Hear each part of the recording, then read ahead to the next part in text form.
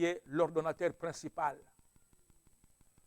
quand lui est là, quand lui se tient debout, or, il fait toutes choses bien.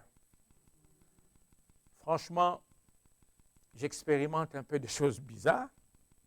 Chaque jour avant de venir ici, à partir de 15 heures, au niveau de mon trapèze droit, il y a une douleur terrible qui m'assaille. Et pour arriver ici, je dois mettre une bouillotte derrière pour que ça puisse me calmer. Quand je suis arrivé, j'étais tellement souffrant que j'en ai parlé avec Frère Bernard.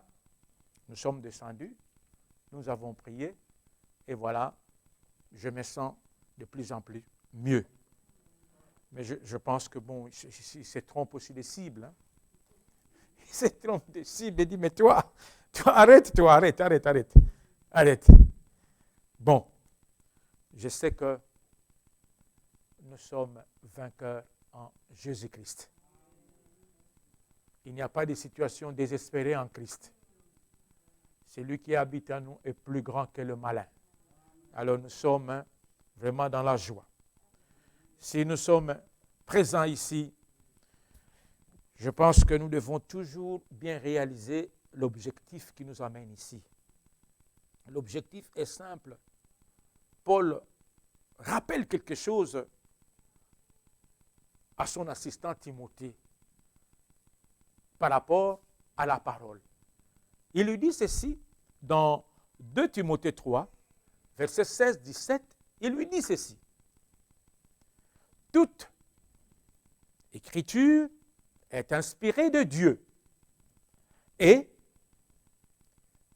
utile pour 4 raisons. Donc, la parole est utile pour 4 raisons. Alors, chaque fois que vous venez, il faut réaliser les 4 raisons de la parole. Sinon, tu viendras perdre ton temps. Tu ne saisiras rien. Il dit, toute écriture inspirée de Dieu est utile, 1, pour enseigner, 2, pour convaincre, 3, pour corriger, 3 et 4, pour instruire dans la justice. Pourquoi? Afin que l'homme de Dieu soit accompli et propre à toute bonne œuvre. Donc, ce sont ces 4 opérations-là qui feront que toi et moi, nous soyons accomplis et propres à toute bonne œuvre. 4 opérations fondamentales. Enseigner, convaincre, corriger, instruire. Donc, chaque fois quand tu t'élèves, que c'est le jour de l'assemblée, donc en chemin, tu te représentes les 4 éléments importants. Donc, Dieu va peut-être m'enseigner, va me convaincre sur un sujet que je ne comprends pas très bien. Aujourd'hui, c'est mon jour où le mystère sera révélé. Alléluia. Et le dernier point, l'instruction dans la justice afin que l'homme de Dieu soit accompli et propre à toute bonne œuvre. Alors, il faut toujours faire la part des choses. Moi, j'aime être précis. Quand j'utilise un mot, c'est que j'ai tourné le mot dans tous les sens avant que je commence à en parler. Ici, la parole aura pour objectif d'instruire ce soir. Et attention, pas de confusion. Entre enseigner et instruire, il y a une différence. Mais bon, on pourra faire toute une prédication là-dessus, mais tel n'est pas le cas. Enseigner et instruire, il y a une différence. Parce que s'il n'y avait pas une différence, on ne devait pas les retrouver dans un même champ sémantique. dans un même verset. Non. Donc ici, mon objectif, c'est d'instruire le peuple de Dieu. Allez à la maison, c'est un devoir. Exercez-vous. Prenez Robert, qu'il vous donne les éléments nécessaires pour comprendre tout ce que la Bible dit, enseigner, convaincre, corriger et instruire. En ce moment-là, chaque fois que tu viendras à l'église, tu seras une personne heureuse. Parce que chaque fois que le prédicateur parlera, tu saisiras les choses dont il parle. Bien. J'avais, il y a, je pense, un mois, j'avais dit, j'aimais bien la parole. Pourquoi j'aime la parole? Tout simplement parce que la parole met en évidence des héros qui sont pleins de fautes. Alléluia. Alors, pleins de fautes. Et ces héros ne sont pas inaccessibles. Nous le voyons. Ce soir, nous aurons l'occasion de suivre un autre héros. Nous allons un peu laisser le frère Élie tranquille. Nous l'avons sorti de la caverne la fois passée, n'est-ce pas? Nous l'avons sorti de la caverne, bien que lui, il y est allé en fouillant le message menaçant de Jézabel, mais on l'a sorti de la caverne avec les Écritures. Nous avons vu comment le Seigneur a opéré avec lui, n'est-ce pas? Alors nous les laissons tranquilles ce soir. Aujourd'hui, nous voudrions marquer notre attention sur un certain monsieur qu'on appelle Josaphat dans 1 Chronique 20. Je vous invite à vous lever, de prendre 2 Chroniques 20. Ça sera un long texte pour que nous puissions comprendre. 2 Chroniques 20, à partir du verset 1er jusqu'au verset 12. C'est toujours intéressant de voir ces hommes, n'est-ce pas? Comment ils ont vécu la parole de Dieu. Puisque ce sont des êtres humains, comme Jacques 5 l'a dit. Élie était un homme de même nature que nous. Comment lui pouvait prier que la pluie ne tombe plus, et puis à un certain moment, il vient, il reprie, la pluie tombe. Comment ça?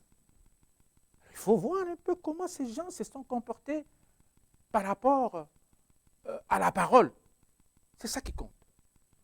Ton comportement par rapport à la parole. 2 Chroniques 20,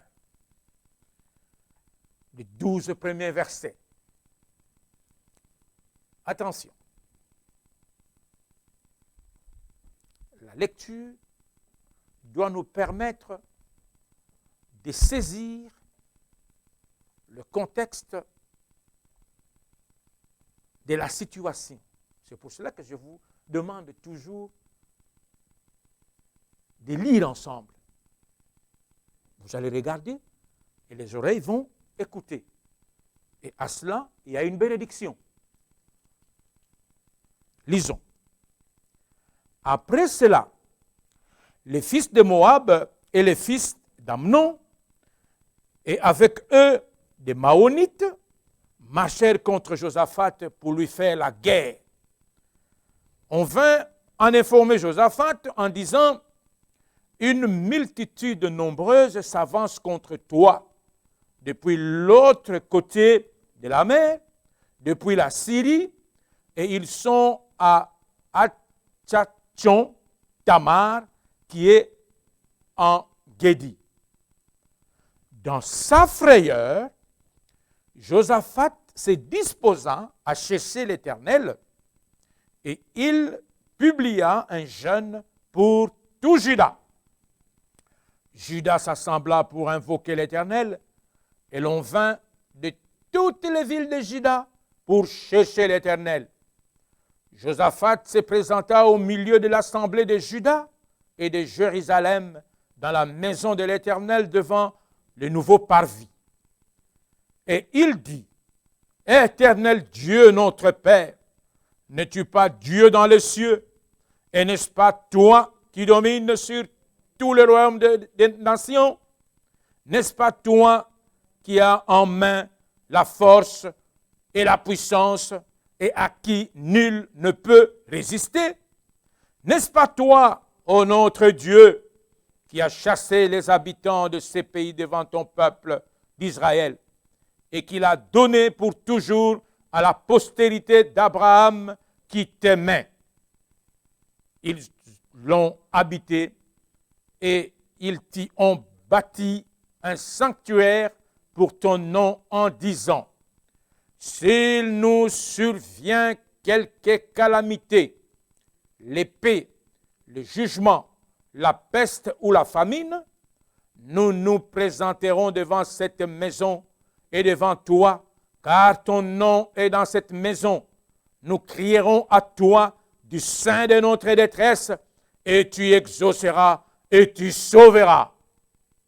Maintenant, voici les fils d'Amnon et de Moab, et ceux de la montagne de Séhir, chez lesquels tu n'as pas permis à Israël d'entrer quand il venait du pays d'Égypte, car il s'est détourné d'eux et ne les a pas détruits.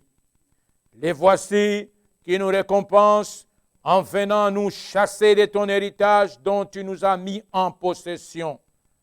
Ô notre Dieu, n'exerceras-tu pas tes jugements sur eux? Car nous sommes sans force devant cette multitude nombreuse qui s'avance contre nous. Et nous ne savons que faire, mais nos yeux sont sur toi. Que Dieu bénisse sa parole. Asseyez-vous. Waouh! Tout le monde a saisi le contexte. Très bien. Donc, la vie d'un chrétien, ce n'est pas du tout repos, hein? Ah oui, oui, ce n'est pas du tout repos. Alors, Nathanaël,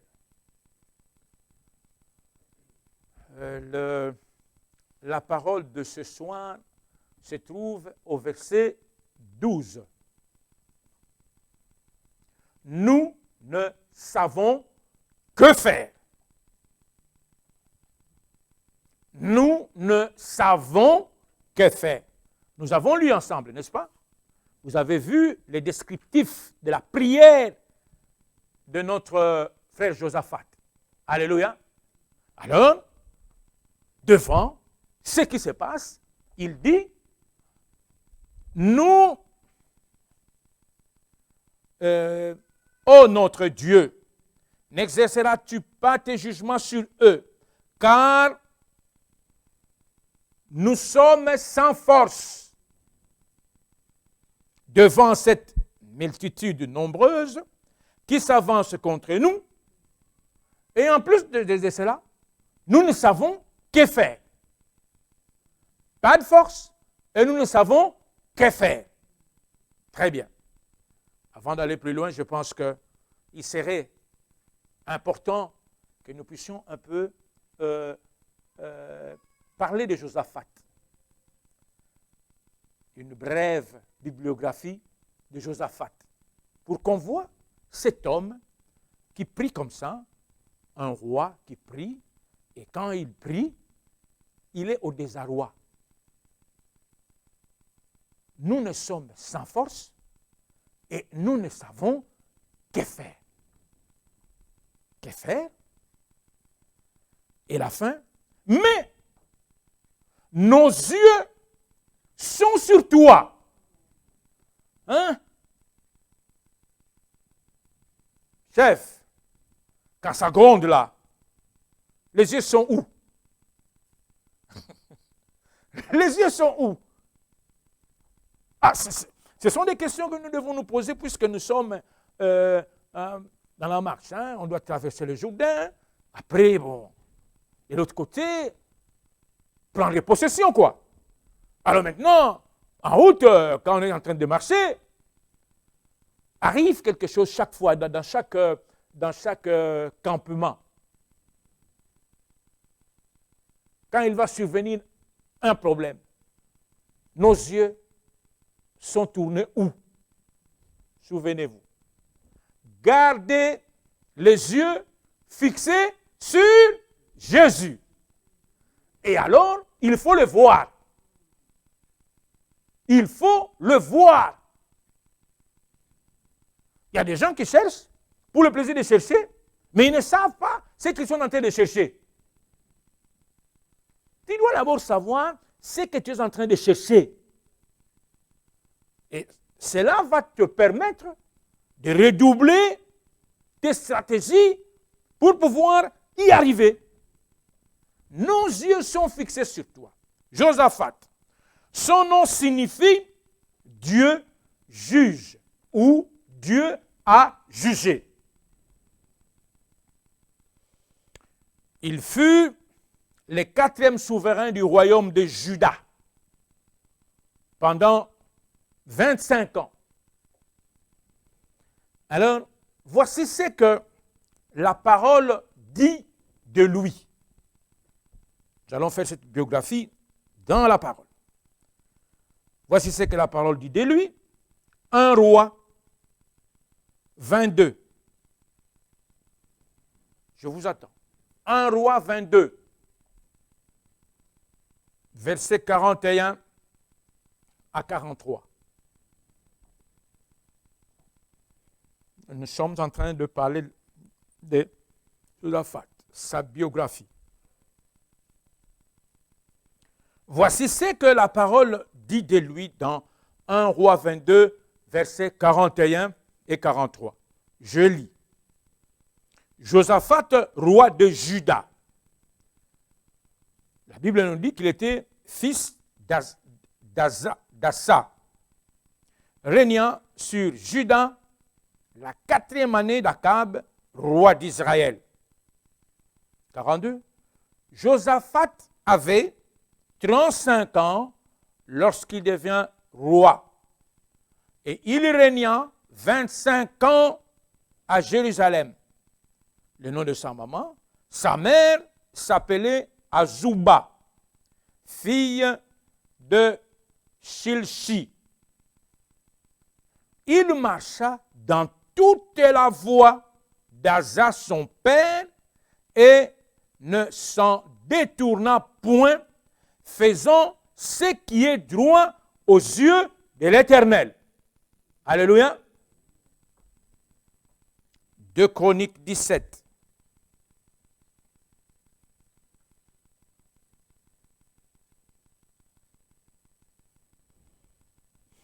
2 Chroniques 17, à partir du verset 1 jusqu'au verset 13. Comme ça, on saisit un peu l'homme. Qui est cet homme? 2 Chroniques 17, versets 1 à 13. Vous y êtes? Vous avez noté? Josaphat. Le titre ici, dans ma Bible, il est écrit Josaphat, roi de Juda, piété et prospérité. Vous voyez cet homme? Piété et prospérité. Josaphat, son fils, régna à sa place. C'est-à-dire, son père, Asa, est mort, et Josaphat, son fils, règne à sa place. Il se fortifia contre Israël.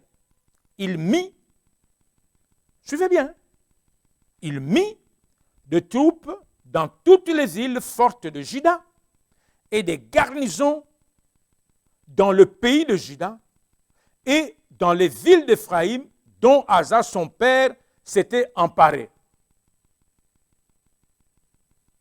L'Éternel fut avec Josaphat parce qu'il marcha dans les premières voies de David, de son père, et qu'il ne rechercha point les Baals différents d'Akab. Car il eut recours au Dieu de son père, et il suivit ses commandements, sans imiter ce que faisait Israël. L'Éternel affermit la royauté entre les mains de Josaphat, à qui tout Juda apportait des présents et qui eut en abondance des richesses et de la gloire. Son cœur grandit dans les voies de l'Éternel et il fit encore disparaître de Juda les hauts lieux et les idoles. La 3e année de son règne, il chargea ses chefs Ben-Haï, Abdias, Zacharie, Nethanel et Michée d'aller enseigner dans les villes de Juda. 8.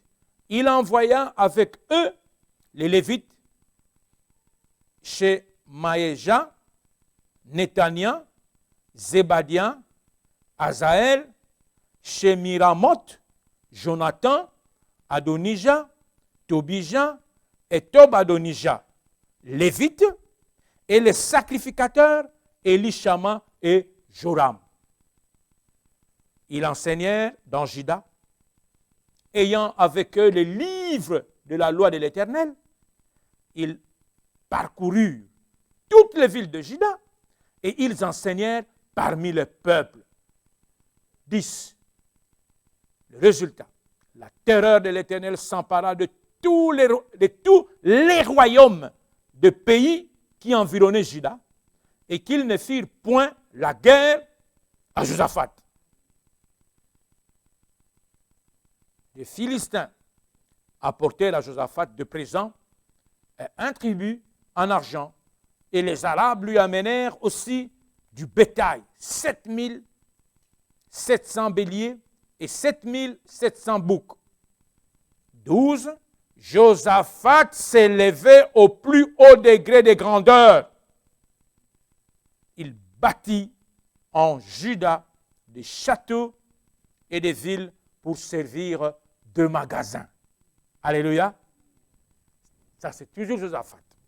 Allons dans 2 Chroniques 20.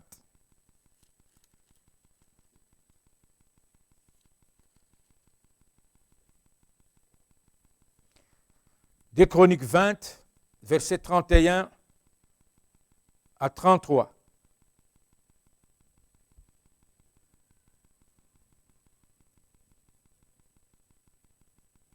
Dans ma Bible, il est marqué fin de son règne. Josaphat régna sur Juda. Il avait 35 ans lorsqu'il devint roi et il régna 25 ans à Jérusalem. Sa mère s'appelait Azuba, fille de Shilshi. Il marcha dans la voie de son père Asa et ne s'en détourna point, faisant ce qui est droit aux yeux de l'Éternel. Alléluia. Alléluia. Ça, c'est ce que la parole dit de Josaphat. N'est-ce pas?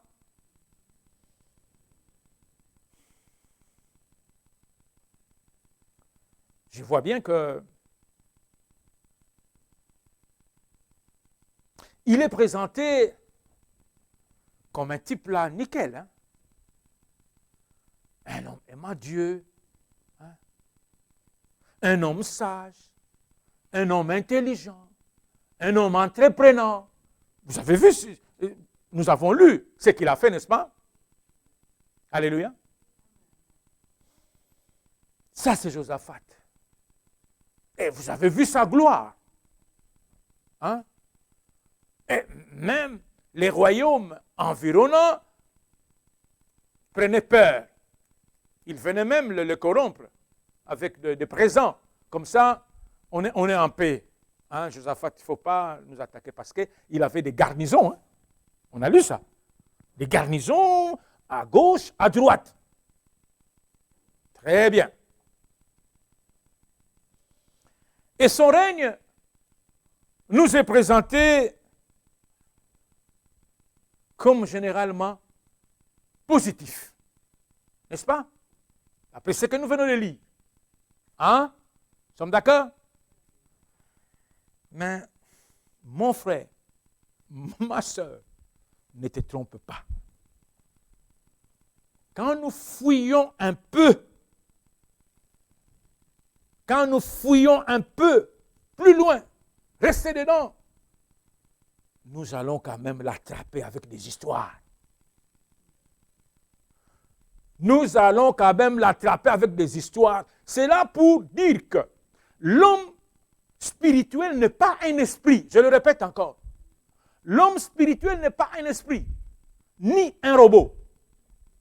Alléluia. Il a une vie émotive. D'où son incapacité de triompher de sa vie naturelle. Il faut que le Saint-Esprit réalise en lui un travail de brisement. Alléluia. Souvenez-vous de la prédication le jour de la rédemption. Vous comprendrez ce que le frère disait. Souvenez-vous de la prédication le jour de la rédemption. Les Éphésiens qui ont été scellés. On pouvait encore retrouver chez eux des histoires bizarres. Vous étiez avec moi ici pendant la prédication. Allez retourner. Il faut que le Seigneur réalise en toi et en moi un travail de brisement. C'est pourquoi il est important de bien comprendre que l'homme spirituel n'est pas un robot. Je le répéterai toujours, que l'homme spirituel n'est pas un esprit, il a une vie émotive. Alléluia. Nous irons gentiment fouiller un peu dans la vie de M. Josaphat. Nous pouvons épingler des choses qui énervent Dieu. La première chose, bien que la Bible venait de lui présenter qu'il aimait Dieu, il a marché dans la voie de son Père.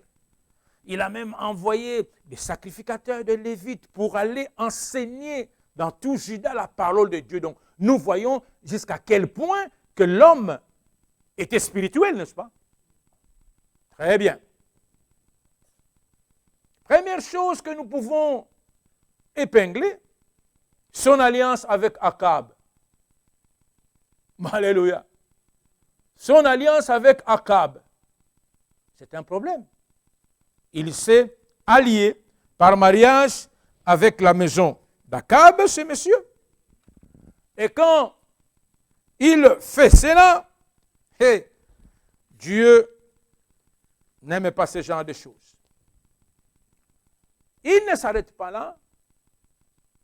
Il accepte son hospitalité. Grave.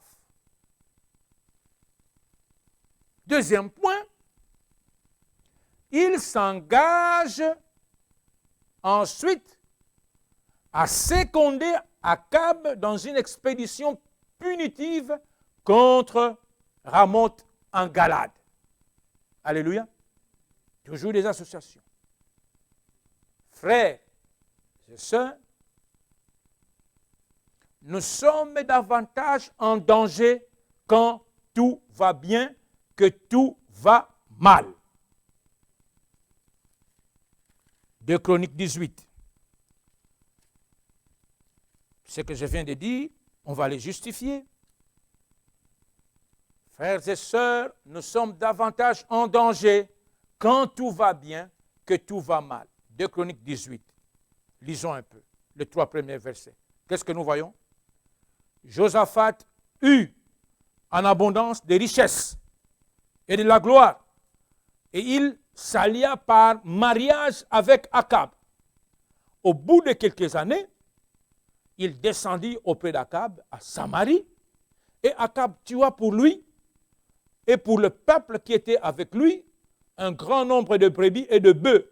Et il sollicita de monter à Ramoth en Galade.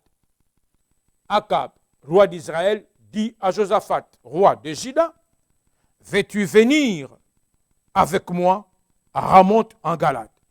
Josaphat lui répondit, moi, comme toi, et mon peuple, comme ton peuple, nous irons l'attaquer avec toi. Oh là là! Oh là là! Une alliance contre nature.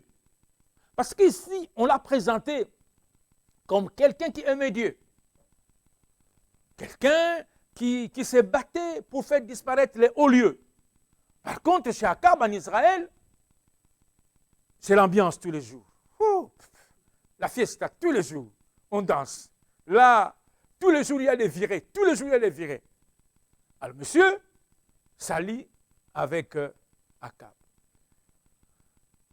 Attention, Satan a eu le temps pour maîtriser Josaphat. Regardez 2 Chroniques 18, verset 2. Première ligne. Qu'est-ce qui est dit, Marie-Élise? Première ligne. Ah, ce n'est pas directement que Satan viendra. Non. Non. Soyons sérieux, boss. Soyons sérieux. Calmement. Tu ne te rendras pas compte qu'il est déjà entré depuis longtemps. Il t'observe. Au bout de quelques années, ce n'est pas directement. Quand il commence son règne, il commence à construire, il commence à envoyer des Lévites, des sacrificateurs dans tout Juda pour qu'ils puissent enseigner la loi de l'Éternel. Non! Non!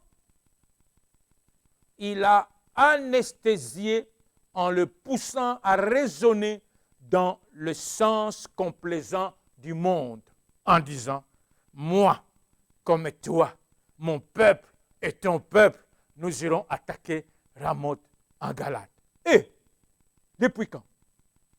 Papa, maman, depuis quand? Depuis quand? Et chaque fois que monsieur faisait un pas que Dieu n'appréciait pas, Dieu lui a envoyé pendant son règne 5 prophètes pour l'instruire. 5 prophètes pour l'instruire. Michée, vous pouvez noter, le temps passe, vous pouvez noter. Je vais vous donner les 5 prophètes. Chaque fois qu'il était dans quelque chose qui n'intéressait pas Dieu, Michée 2 Chroniques 18, versets 4 à 27.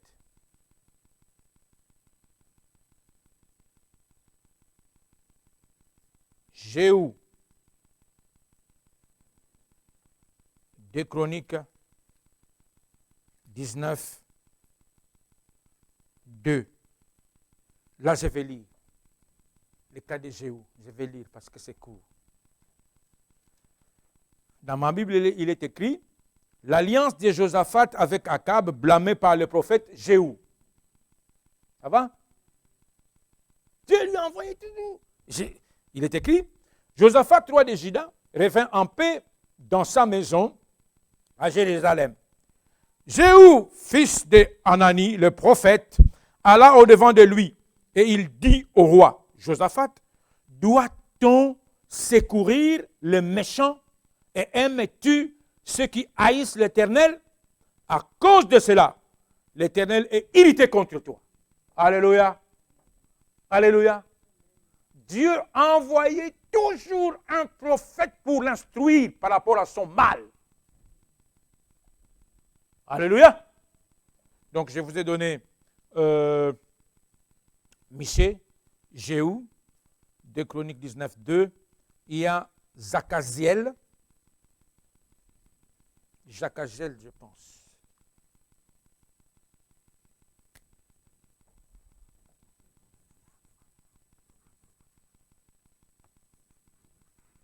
Jacaziel. Ah, biloko Benoît Oyo. La moniato toujours.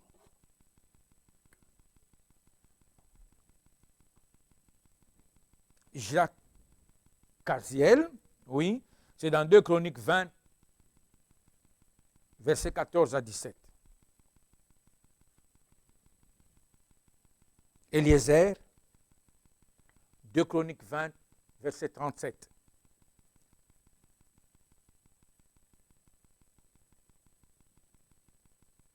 Eliezer, 2 Chroniques 20, verset 37.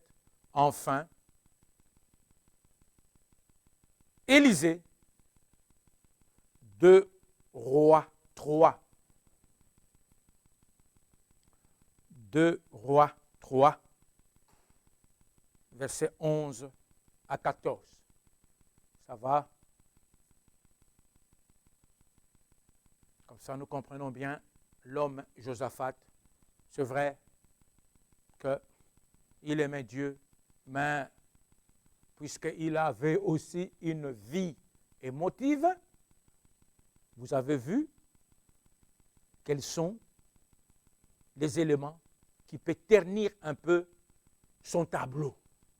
Et chaque fois quand Dieu... 5 prophètes, hein, ce n'est pas de la blague. Hein? 5 prophètes chefs. Hein? Alors, quand ils arrivent chez toi, toi comme tu es roi, tu risques aussi de les chasser. Hein? Mais je pense qu'ils comprenaient chaque fois. 5 pour l'instruire. Très bien. Après avoir brossé la biographie de Josaphat, il est impératif de veiller avec un soin jaloux.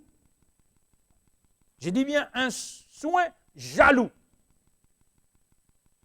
sur nos émotions.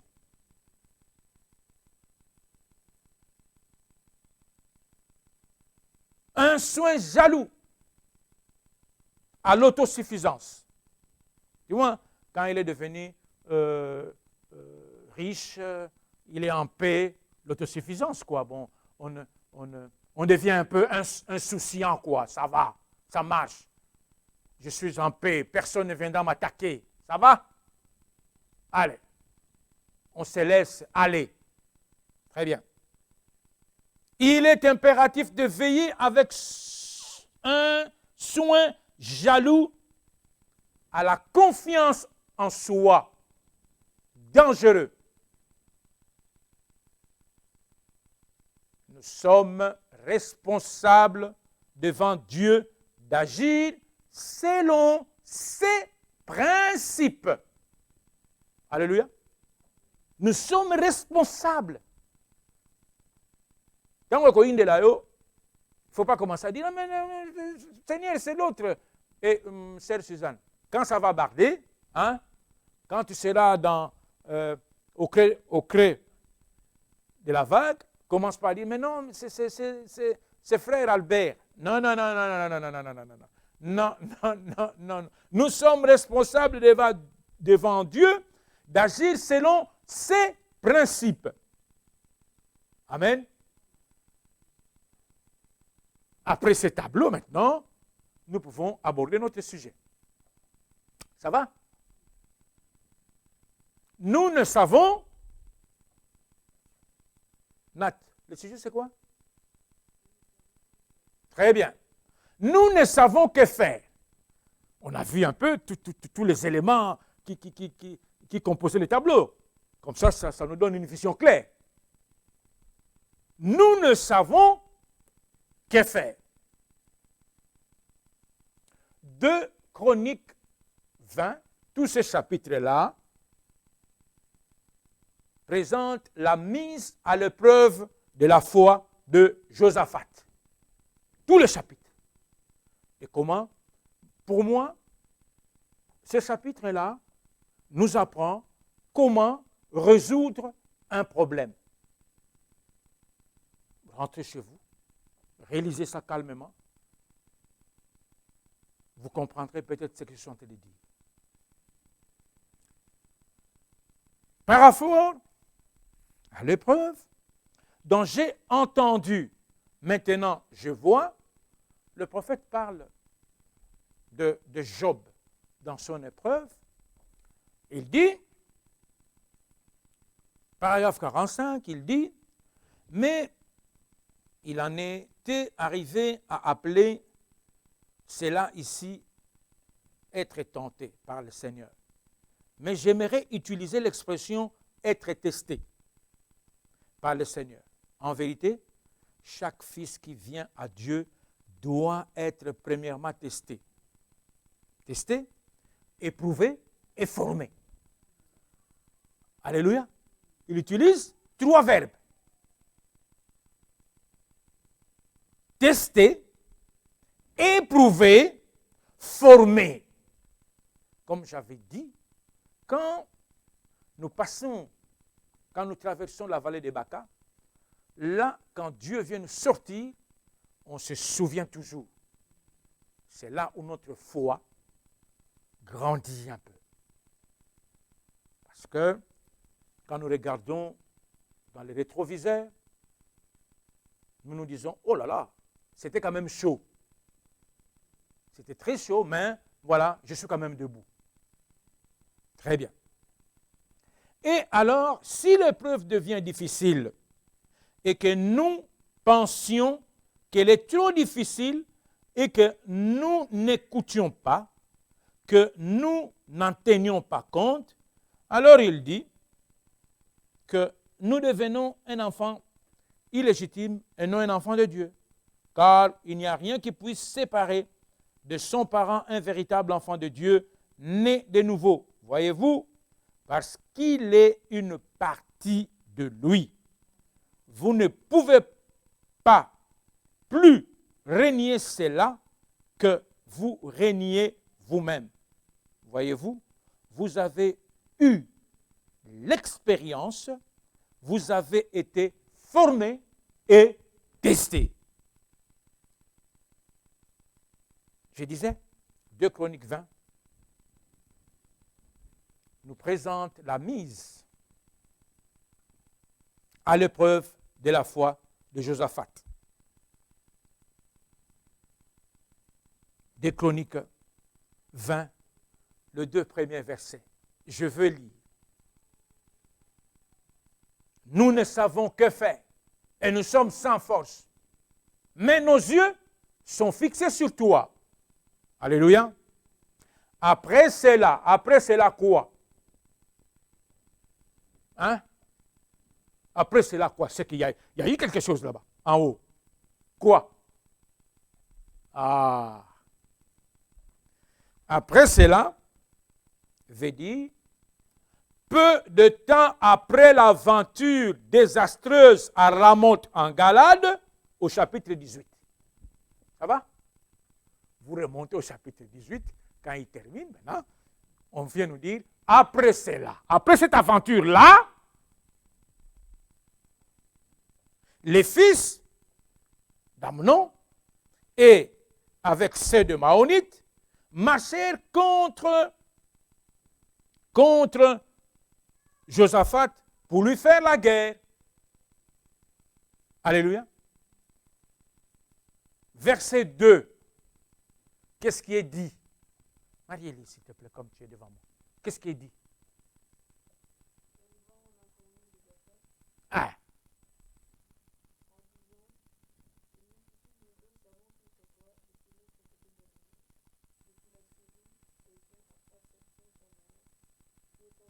Merci. Josaphat apprend cette grande armée, une coalition, s'est trouvée déjà à Tchatchon Tamar. C'est-à-dire, nous sommes à Bruxelles, cette grande coalition se trouve déjà à Malines.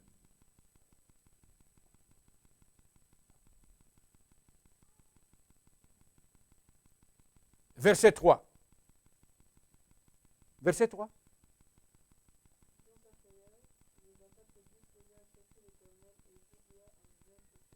Stop. Nous avons vu Élie, succès au Mont Carmel. Et après ce succès,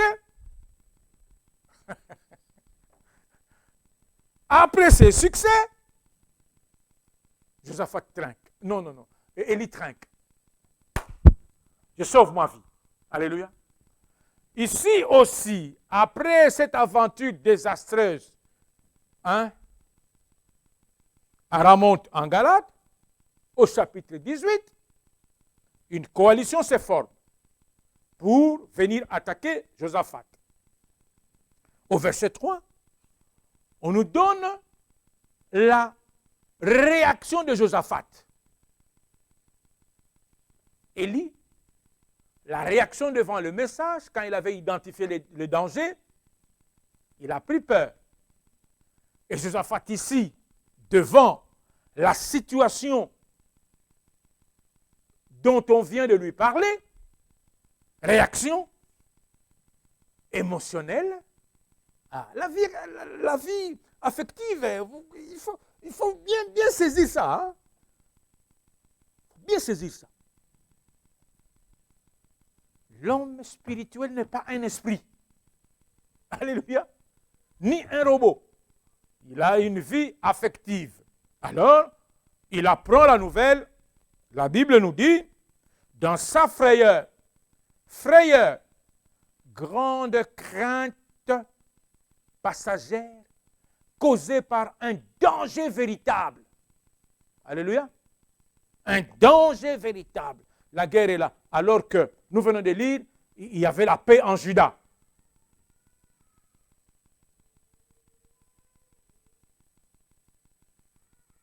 Je disais tout à l'heure, nous sommes davantage en danger quand tout va bien que tout va mal. Tu vois? Tout allait bien. Hein? Mais on a vu que Satan a eu le temps de l'étudier après pour bien la voir. Alors, il y a la frayeur. Deuxième réaction, il s'est quand même ressaisi. Cette situation pousse Josaphat a proclamé un jeûne. Parler à Dieu, je pense que c'était la meilleure des thérapies pour lui. Là, bravo. Quand nous allons, par exemple, dans Exode 14,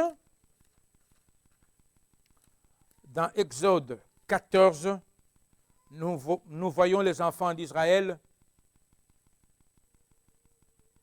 dans une situation aussi compliquée. Exode 14, 10. Pharaon approchait. Les enfants d'Israël levèrent les yeux. Et voici, les Égyptiens étaient en marche derrière eux. Et les enfants d'Israël eurent une grande frayeur. Qu'est-ce qu'ils ont fait? Ils crièrent à l'Éternel. Alléluia. Pourquoi? Parce que derrière, il y avait un danger. On a identifié un danger et du coup, notre corps nous joue de mauvais tours. Frayeur. Et ils ont crié à Dieu. Alléluia. Boss, est-ce que tu peux un peu te poser cette petite question? Qu'est-ce qui a causé la frayeur de Josaphat? Qu'est-ce qui a causé la frayeur de Josaphat?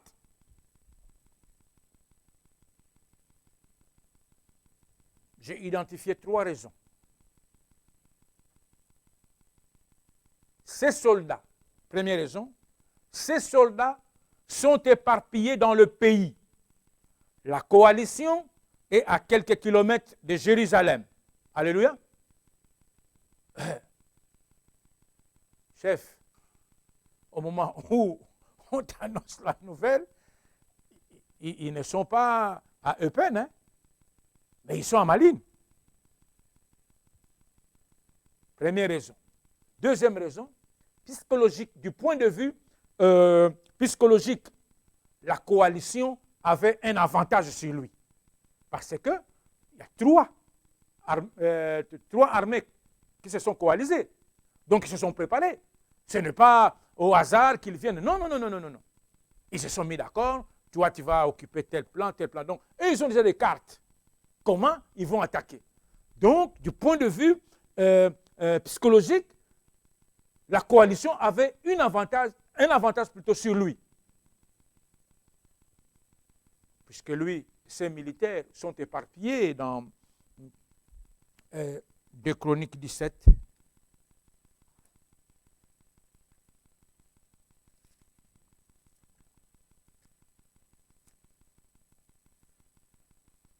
Deux Chroniques 17 nous dit, 2 Chroniques 17, verset 1-2, Josaphat, son fils, régnant à sa place, il s'est fortifié contre Israël. Il mit des troupes dans toutes les villes fortes de Juda et des garnisons dans le pays de Juda, dans les villes d'Éphraïm dont Asa son père était emparé. Alors maintenant, à quel moment vous allez commencer à rassembler les troupes? À quel moment vous allez donner au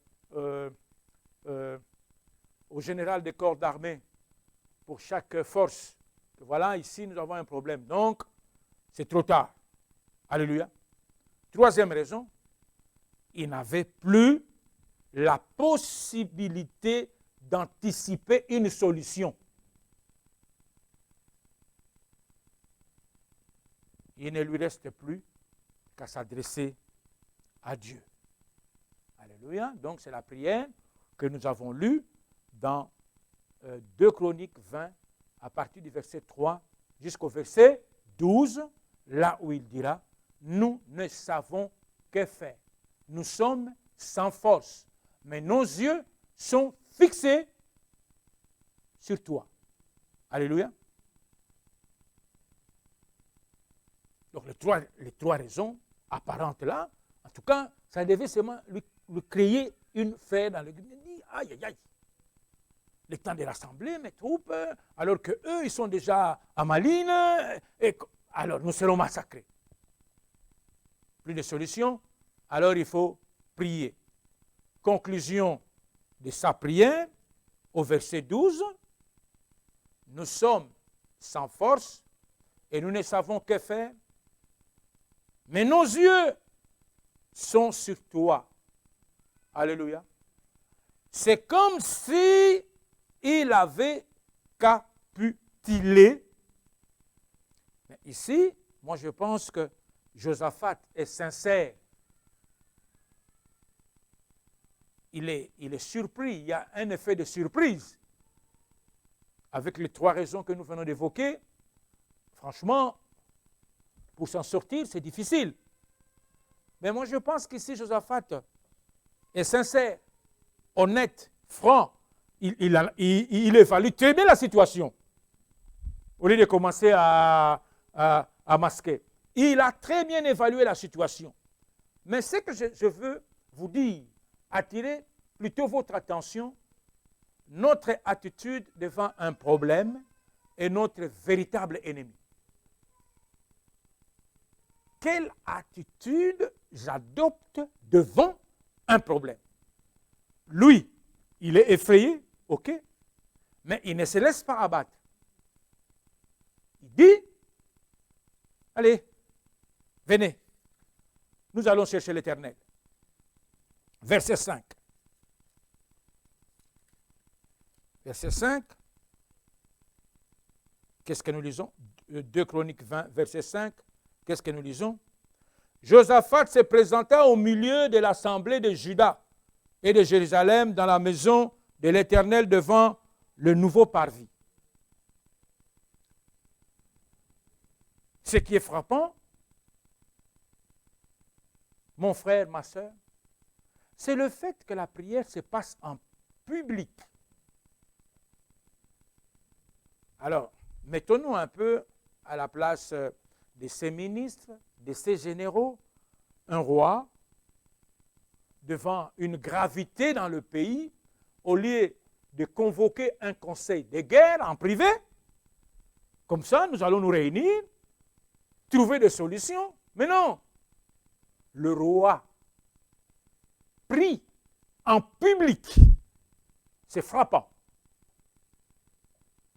C'est frappant. Il prie en public. Je me suis dit, waouh! Et quand il prie en public, il est en aveu d'impuissance. Vous comprenez? C'est pas possible.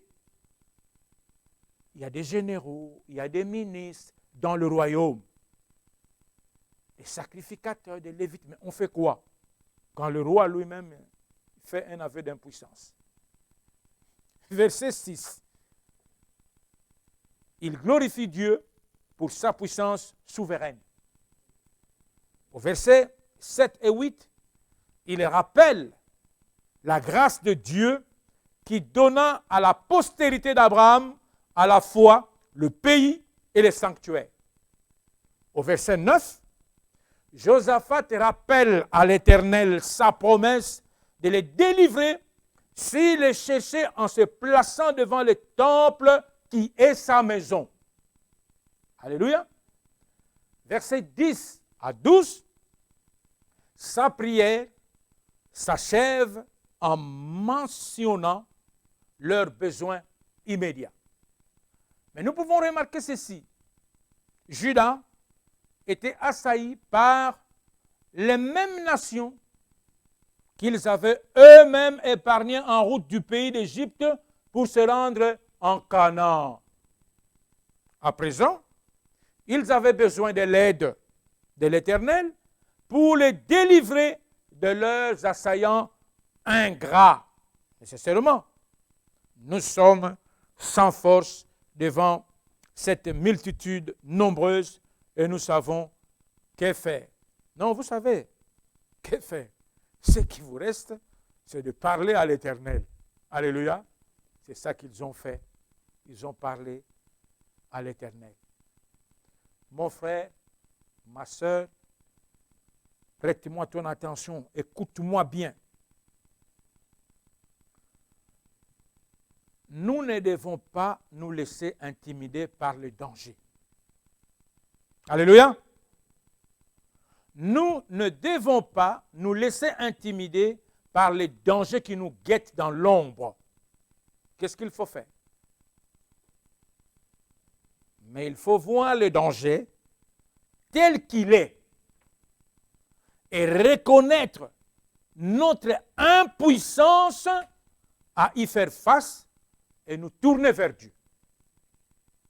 Conseil d'amis. Ne nous laissons pas intimider par le danger qui nous guette dans l'ombre, mais nous devons le voir tel qu'il est, reconnaître notre impuissance à y faire face et nous tourner vers Dieu. Alors là, mention spéciale à Josaphat. Son exemple est à imiter obligatoirement. Alléluia. Dans la manière de résoudre le problème, en tout cas, son exemple est impeccable. Après sa prière émouvante, l'Esprit de l'Éternel saisit un Lévite appelé Jacaziel et lui donna la force d'adresser à l'Assemblée un message de réconfort. Nous sommes au verset 14 et 17. Voici, ainsi dit le Seigneur à 2 reprises. C'est quoi? Ne craignez point et ne vous effrayez point. 2 fois. Alléluia, à partir du verset 14 et 17. Pour moi, c'est une déclaration extraordinaire. Pourquoi? Tout simplement parce que nous ne sommes pas en mesure de maîtriser les circonstances de nos vies. Et, ainsi dit le Seigneur, te dit, ne craignez point et ne vous effrayez point. Pourquoi? Pourquoi? Parce que c'est Dieu qui gagne nos victoires. La solution, après la prière, Dieu va donner une solution. Quand vous allez au verset 17 et 22, Dieu donne le plan de bataille. Mais dans la logique humaine, c'est un plan bizarre. Alors très bizarre. Vous comprenez, boss? Nous sommes en guerre. Il y a coalition d'armées, donc ils se sont bien préparés. Ils ont pris tous les points stratégiques du pays. Et alors, au lieu de mettre une artillerie lourde devant les généraux de l'autre côté, ils se sont dit, franchement, mais ces gens, ils nous prennent comme des enfants ou quoi? Donc c'est la même chose entre Goliath et David. Vous comprenez ça? Même chose entre Goliath et David. Et Goliath qui dit à David, mais dis-toi, est-ce que suis un chien comme... Hein? Alors, les généraux de l'armée coalisée pouvaient se dire, mais ces gens, ce sont des fous. Ils viennent avec des cantiques ici. Ils viennent avec des cantiques. Vous savez, l'armée était derrière, hein, les chantres. L'armée était derrière. L'armée n'était pas en premier plan. L'armée était derrière. Les chantres devant. Alors, si Josaphat avait cherché à comprendre, il aurait été battu. Alléluia. Il aurait été battu. Mais tout simplement, il s'est confié en l'Éternel et il a cru. Parce que il y avait un ainsi dit le Seigneur extraordinaire. Alors de là, il ne pouvait que faire confiance à l'ainsi dit le Seigneur. Croire et agir selon l'ainsi dit le Seigneur. Parce qu'il dit au verset 17, vous n'aurez point à combattre en cette affaire. Présentez-vous, tenez-vous là, et vous verrez la délivrance que l'Éternel vous accordera. Ça nous rappelle les enfants d'Israël en Exode. Exode 14. Alléluia. C'est Dieu qui gagne nos combats. En usant de moyens et de principes apparemment dépourvus de sens et contraires à notre sagesse et à nos stratégies. Alléluia. Alors ce soir, mes bien-aimés, ma prière, je souligne encore, je continue à insister. Attention, attention quand Dieu crée les circonstances. Il faut bien les comprendre. Quand vous aurez bien compris les circonstances, maintenant il faut être attentif à ce que Dieu va dire. C'est là où notre raison démissionne. Les moyens de Dieu ne sont pas des moyens spectaculaires. Non. Tout simple. Maintenant, le problème se trouve au niveau de l'application. On hésite.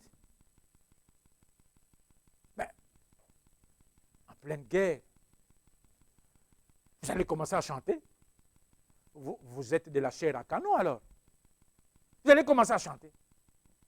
Mais regardez, Dieu fait des choses simplement. Verset 21.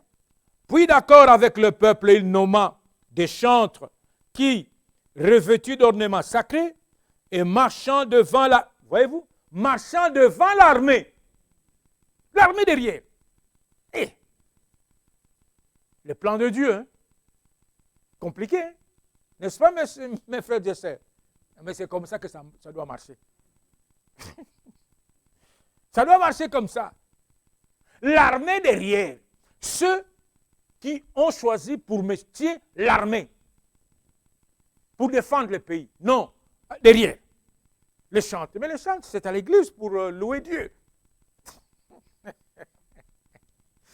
Aïe, aïe, aïe, aïe, aïe. Homme de Dieu, c'est compliqué, non? Le centre, c'est à l'église. Ici,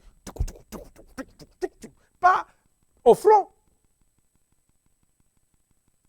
Et alors, même ces chantres-ci devaient être animés de l'Esprit du Seigneur. Hein? Oh là là là là là là là. C'est chaud, hein? C'est chaud, c'est chaud. Aïe, aïe, aïe. Exactement le cas de David et Goliath. Et d'ailleurs, Josaphat n'est pas le seul à bénéficier de ce plan de guerre. Josué aussi en avait eu pour attaquer Jéricho. Des champs. Et la muraille de Jéricho s'est écroulée. Alors, pour terminer, mes frères et sœurs,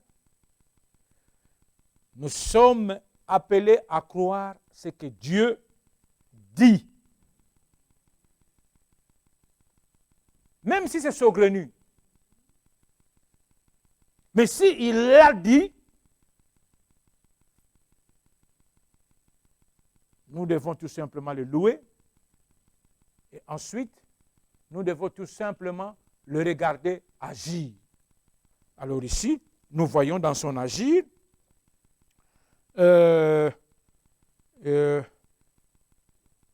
marchant devant l'armée, célébrant l'Éternel et disait, louez l'Éternel car sa miséricorde dure toujours. Verset 22, au moment où l'on commençait les chants et les louanges, l'Éternel plaça une embuscade contre les fils d'Ammon et de Moab et ceux de la montagne de Séir qui étaient venus contre Juda et ils furent battus. Dieu place lui-même l'embuscade. Alors, on est en train de te poursuivre, ça ne va pas. Oh là là, oh là là. As-tu respecté le plan de bataille que Dieu t'a donné? Ou bien, tu as raison à démissionner par rapport au plan de bataille que Dieu t'a donné. Maintenant, tu veux faire selon toi. À ce moment-là, il y a un problème. Donc, ce soir, c'était une instruction pour que nous sachions bien évaluer les dangers qui est devant nous. OK? Bien évaluer les dangers. Quand on aura bien évalué les dangers, on va reconnaître notre impuissance. Et quand nous reconnaissons notre impuissance, qu'est-ce qu'il nous reste à faire? Amener le problème devant Dieu. Alléluia. Et après, quand il y répondra, il faut suivre son plan de bataille, quelle que soit la manière dont vous allez le juger. Mais non, Seigneur, mais non, on ne fait pas comme ça. Non, lui, il sait. Loue-le et après, tu vas le regarder agir. Alléluia. Que Dieu vous bénisse richement.